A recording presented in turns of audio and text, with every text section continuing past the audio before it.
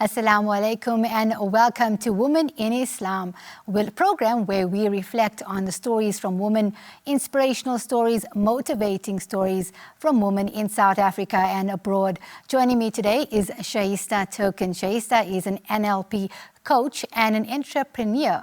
Assalamu alaikum. How are you, Shahista? Wa alaikum salam wa rahmatullah. Alhamdulillah, I'm well, and you? Alhamdulillah. Thanks for joining us today. Jazakallah for having me and giving me this opportunity and platform. No problem. Shahista, I was reading your profile and there was this aspect of yourself where you talk about education. You're also an educator and also a coach. At the same time, you're involved in a lot of workshops. Can you share more about yourself to us? So, correctly said, I've had several professions, and starting off with auditing, I left the profession quite early because I started to have a family, and education was the next best alternative because it suited that type of life that I was now leading in. So phase to phase, I could say the career change happened naturally. In education for over a decade, and then realizing the NLP aspect of coaching, which allowed me to explore the talent of public speaking, which I've always loved. And then hosting workshops both on corporate and self-development platforms. I think that's where I found my niche, and that's where I currently am. And Silver Lining is the title of the business that I founded to host these platforms. And in terms of your careers and the different avenues that you've had ventured into, what has been the highlight of your whole platform in all of these careers? So, from very early on, I think as students, we're told that we need to fixate on one specific avenue and channel for a career. And I strongly disagreed from a young age. And I felt like, I've got very different areas of me and aspects of skill and talent that I would like to possibly and potentially explore. So highlights have been many if I have to go and gauge the career span that I've had. But most recently, I think being published as an author was really a breakthrough moment in my life because I've always just been a speaker and never really a writer. So that was something really great. And then sharing a global platform with during COVID, that's something virtually that I never imagined possible. Going onto these international platforms, meeting various people, high caliber professionals. I think from a small town girl to do these type of things was really fascinating to me, and it blew my mind, and it still does today when I do any type of media coverage and using my brand and exploring different ways to expose myself. And in terms of educating, when you were teaching, what was the funniest thing that ever happened that you experienced? So because I taught over 15 years and I varied between private and public schools and then between young kids and mostly matriculants. So for a decade I was a matric educator.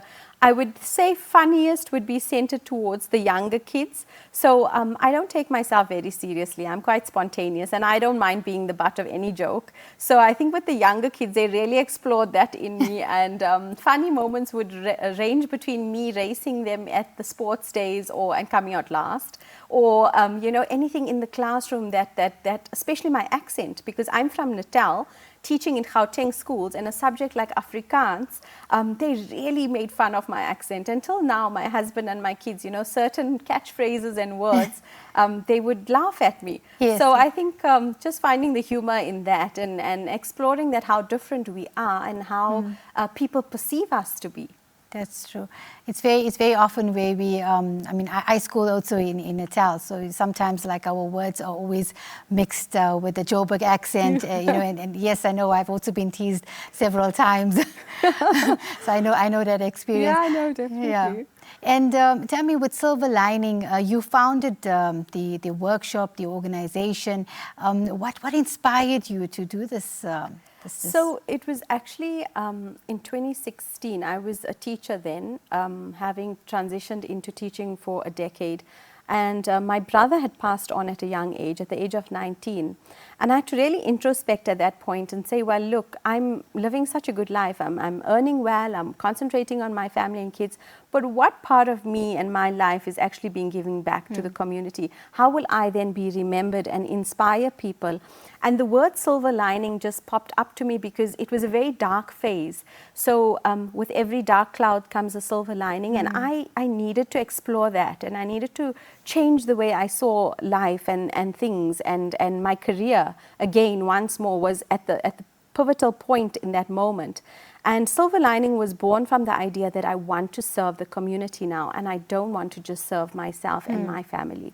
So when I left teaching, I had resigned a week after Rida had passed, and I sat at home for a few months. I explored the different avenues of what can I do and what am I able to do to earn an income. Remember coming from stability and a point of earning stable income now to being a serial entrepreneur with instability and flexible hours and a lot of seeking job opportunities. So when Silver Lining was born, it was a lot of me putting myself out there, and I had only joined social media 3 years later, so in 2019. And then actually I could say that was the jumping board for the business to catapult into a very different dynamic, a more popular and opportunistic platform. But in the 3 years of it staggering from job to job, hand to mouth type of thing, I discovered where my strengths are and where my weaknesses are. So in actual fact, it is a work in progress constantly, because we only know what we know,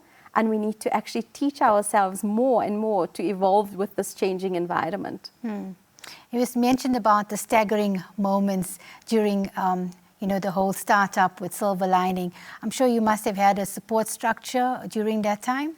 So as I said, being married for 20 years, I had left Natal to settle in a new province. So no immediate family around, my only crutch being my now spouse and my husband.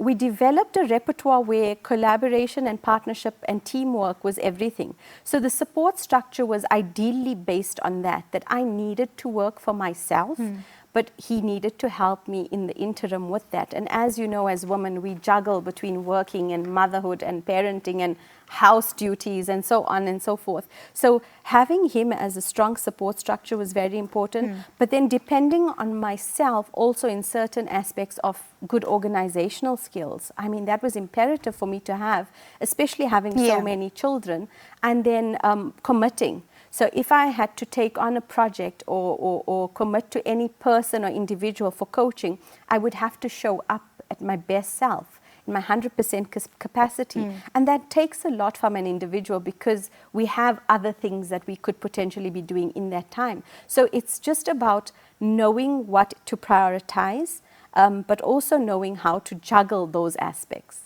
You mentioned about good organizing. Can you share with the viewers, and myself of course, some tips about how best to plan your day? So let's just take Ramadan as the typical example, because we are currently in Ramadan. It is a very difficult month. Fasting is challenging, right? So now put on top of that a career, working, these hours that haven't changed to suit your Ramadan life, having your children who are still at school and things. So one of the things that I do, for example, is a chore that everyone sort of complains about is what to cook. So I develop a menu where each child gets to tell me on each day what they're feeling for. So everyone gets a turn in this menu, including my husband and myself, and it actually helps me mentally prepare of what I need to do for that day. And I love the fact that I don't have to make lunches in Ramadan. I think that's the biggest plus point for me as a mother. But the rest of the day, being organized in the sense that when I work, I need to concentrate on that aspect, but there needs to be a cut-off point. So it's not one task filtering into another task. It's very much time-based. If you look at my phone at any given moment, my calendar has alarms and has settings on which I am planning constantly, because I juggle so many roles, and having the 4 teenage boys at different stages with different sports, etc., and then deciding if my grocery cupboard is full enough. So we have so many duties and responsibilities. So to slack in one would have a ripple effect then on the rest of our lives. So being organized for me is priority, and planning is priority. Thereafter, whatever happens, what they say, spontaneously, you deal in that moment, of course. We can't plan everything. We don't know day to day what's going to happen. Yes. But as far as possible, being, you know, self-sufficient and relying on oneself, I think is a key component to how we function as individuals. No, that's true. I want to find out more about how you do your planning, because I think I need to know more.